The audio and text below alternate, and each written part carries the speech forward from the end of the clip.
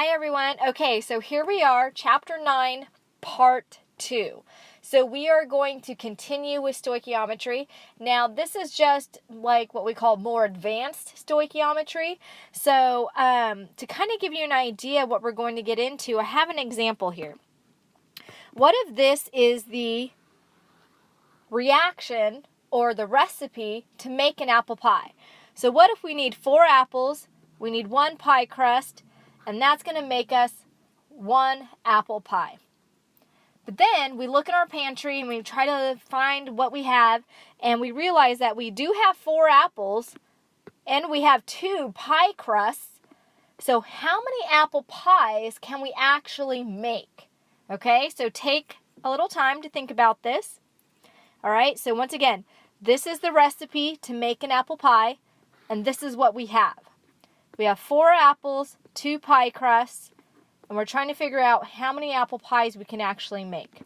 So the correct answer is we can only make 1 apple pie. Okay, we can only make 1 apple pie.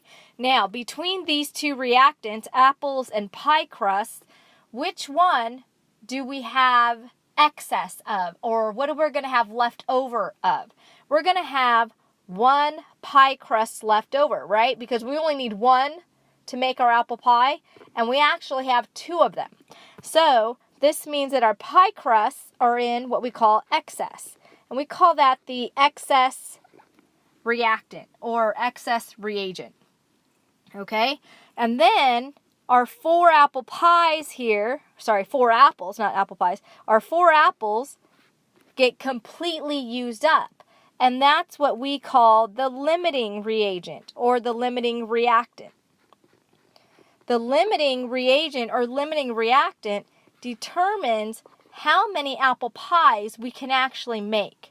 Okay? We can only make as much product as our limiting reagent. So that's what we're going to get into, but we're going to be throwing in chemical compounds and stuff. But it's the same idea, same concept. Okay? So once again, whatever is limiting gets completely used up, and that determines how much product we can make. The excess reagent or reactant, we're going to have left over of that compound or substance. Okay, there's going to be some of that left over. All right. Okay, so now let's turn to the in-class notes. So the in-class notes look like this. Okay, so you already have this from last week. So you need to find this part in your notes. So limiting versus excess reagents. So you can go ahead and read what it says here. So limiting reagent, okay, determines the amount of product that can be formed. Excess reagent is what we have left over. Okay, it's not going to be completely used up. So here are all of the steps to determine the limiting reagent. There's actually 2 different methods to solve for limiting reagents and to solve for these what we call limiting problems, okay? So there are different ways to solve them. I'm just going to show you one method, and it's the method that most students prefer because they find it to be the easiest, all right? So I'm just going to show you that method, but do be aware that there are other ways to solve this problem. Okay, so I'm just going to scroll this page a little bit so we have more room. Okay, so let's take a look at this chemical reaction right here. Go ahead and balance the equation first, okay? We always need to make sure that our equation is balanced. So let's see. Don't forget, you can only add numbers in the front. So if we balance this correctly, we need 2 chlorines on this side. So that changes the sodiums to 2. Okay, so once we have it balanced, then we're going to write down the numbers that are in the problem here where they belong.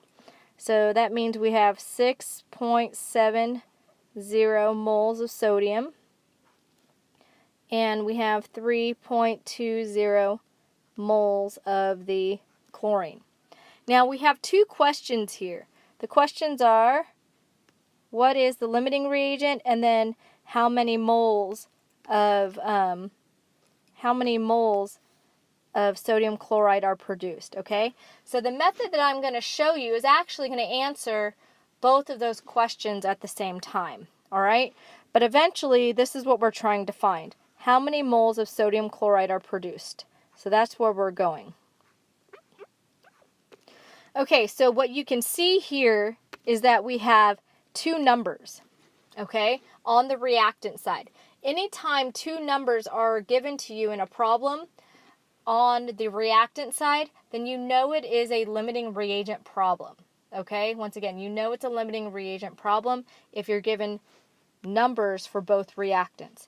So what we're going to do is, we're actually going to do, pen option. Okay, we're actually going to go from here to there, do our stoichiometry, and then we're going to do another stoichiometric calculation from there to there. Okay, so go ahead and do the two separate reactions, and from there, I'll help you, or I'll show you which one would actually be the correct answer. Okay, so let's do the sodium one first. So we start with the 6.70 moles of sodium. It's already in moles, so now we can go straight to the mole ratio. So the one that we're going to is going to go on top. Okay, so this is one we're going to, so the coefficient there goes on top. So 2 moles of NaCl go on top.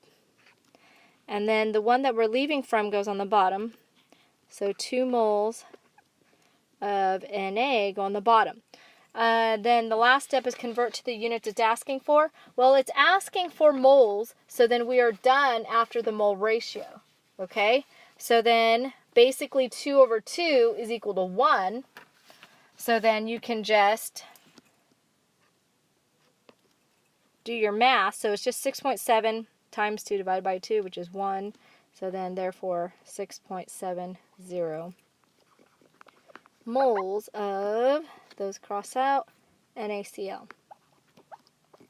Okay, now let's do the other equation for the chlorine. So 3.20 moles of Cl2. It's already in moles, so we can go straight to the ratio. When you're going to goes on top, so 2 moles of NaCl on top for every 1 mole of Cl2. And I got that 1 mole of Cl2 because the coefficient there is a 1. So basically 3.20 times 2, and then that equals 6.40 moles. Okay, once you've done your two separate equations, now one of these is the correct answer. Okay, one of these is the correct answer. So the one that is the correct answer is going to be the smallest number. So this is your correct answer. You always want to pick the smallest number. The reason why you want to pick the smallest number, because that one is the one that contains the limiting reagent. Okay, so you go back and look and see which reactant gave you that small number. Okay, and it was the Cl2. So therefore, the Cl2 is the limiting reagent. So I'm going to label that as LR, limiting reagent. Therefore, the other reactant, the sodium, is the excess reagent. Okay, so I label that as ER.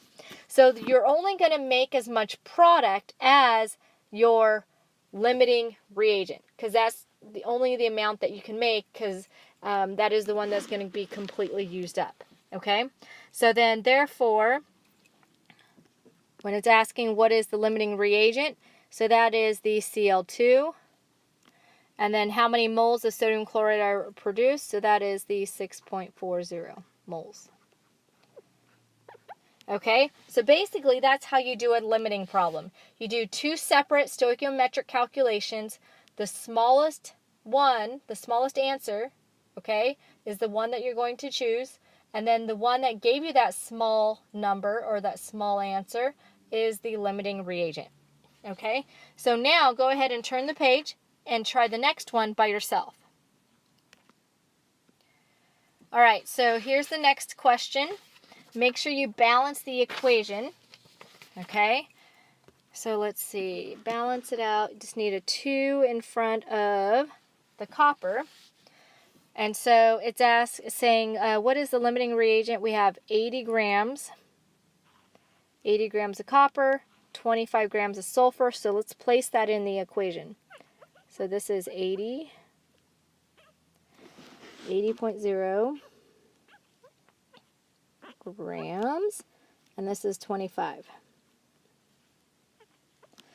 And then what is the maximum number of grams of the Cu2S? So we want that in grams. Okay, so once again, you're given numbers for both reactants, so that's telling us it's a limiting reagent problem. So you're going to do two separate equations, all right? So do your two separate equations, one from there to there, one from there to there. Okay, so we have 80 grams of copper. So it's in grams. We have to look on the periodic table, find the molar mass for copper, which is approximately 63.5 grams per mole. Okay, then we do the mole ratio. One we're going to goes on top. So 1 mole of Cu2S for every 2 moles of copper. Last step, convert to the units it's asking for. So it wants our answer in grams. So the molar mass for the Cu2S is approximately 159.1 grams per mole. Okay, so you're going to put that into your calculator. So let's go ahead and type that in. Don't forget, if the number's on the bottom, that means to divide. If the number's on top, that means to multiply. So let's see, 80 divide by 63.5, divide by 2, and then times 159.1. I get 100.2 approximately. And so we only want 3 sig figs because there's 3 sig figs there. So to make this 3 sig figs, I'm going to put 100 with the dot after it like that. So that would give me 3 sig figs. Okay, so 100 grams of the Cu2S. Okay, now let's do the sulfur equation. So 25 grams of sulfur. Convert the grams into moles. So sulfur is approximately 32.1 grams per mole. Mole ratio, 1/1. The one you're going to, don't forget, goes on top. The one you're leaving from goes on the bottom. Once again, you get those numbers from the balanced equation there. And then convert to grams. So that's 159.1 grams per mole. Okay, so you put this into your calculator. So 25 divide by 32.1. And then times 1 divided by 1 is just 1. So then multiply by 159.1. And I get approximately 124 grams. Okay, so one of these is the correct answer. Okay? You always pick the smallest one. All right? The smallest number is always going to be your answer. Even if this question says, what is the maximum number of grams? The maximum number of grams is the smallest number. Okay? Always pick the smallest number. Then you go back and check. The reactant that gave you the small number is copper. So that means copper is our limiting reagent. So the copper is the limiting reagent. So copper is the limiting reagent. So you can label that on top if you want as the, so let me just scroll down a little bit. So you can label the copper as your limiting reagent. Therefore, sulfur is the excess reagent. Okay? And then, so once again, copper is the limiting, and then the 100 grams of the copper 1 sulfide is actually the maximum amount of grams that you can make from this. Okay? Okay, so the last concept that we're going to go over is percent yield. Okay, so percent yield. So there is an equation for percent yield. It's right here. Percent yield, we are actually going to calculate how much we actually produce in the lab or in an experiment.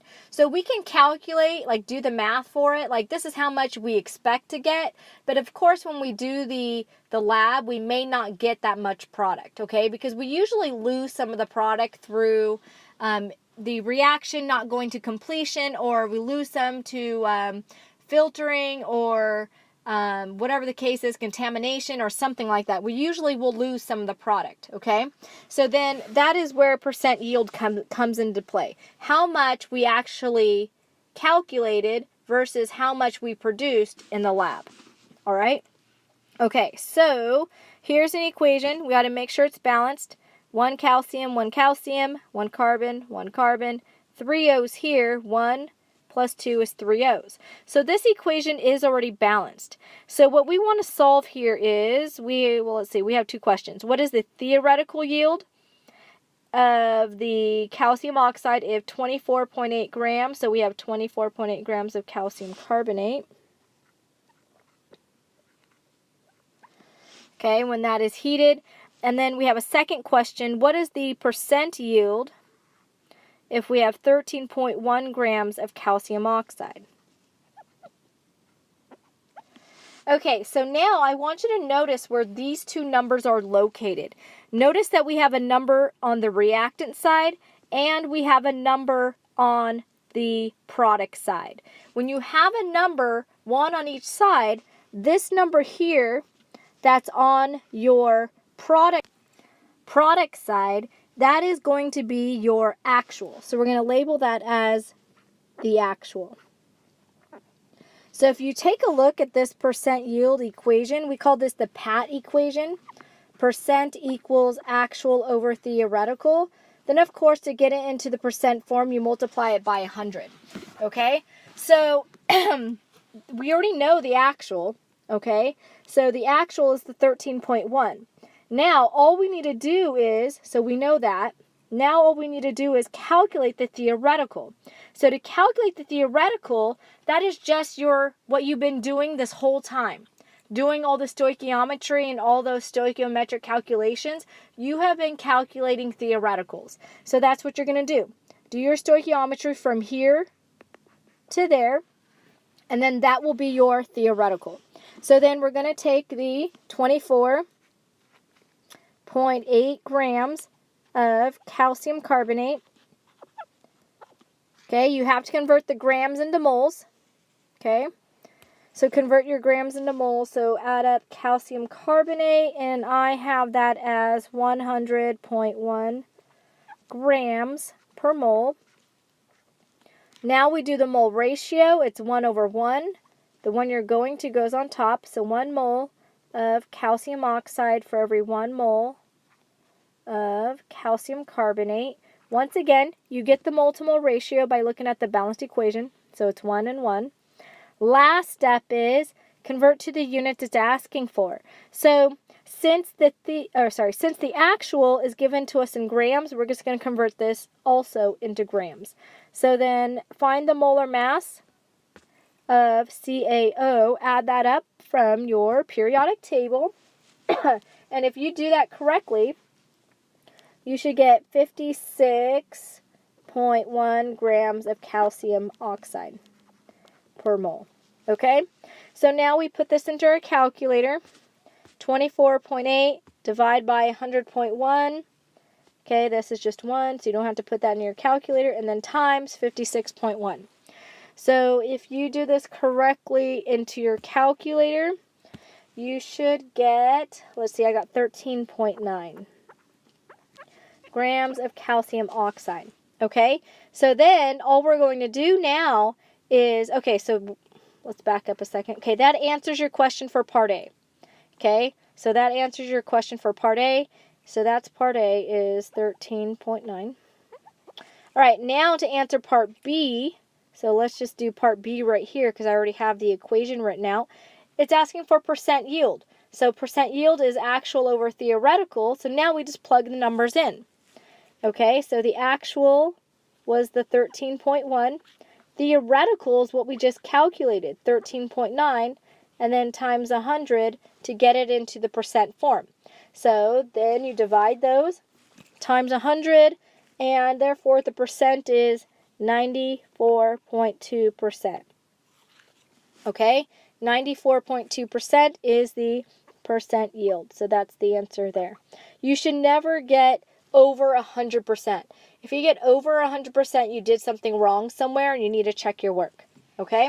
All right, so that is everything for part 2 of your stoichiometry. You have to know how to do a limiting problem, and you have to know how to do percent yield. Okay?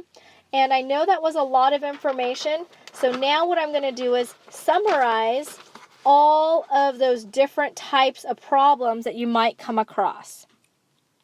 Okay, so this is what it might look like, all the different situations that you might have. So let's just write these down somewhere. Just add these to your notes somewhere or another piece of paper. Okay, what if we have, I'm going to write down 3 different situations.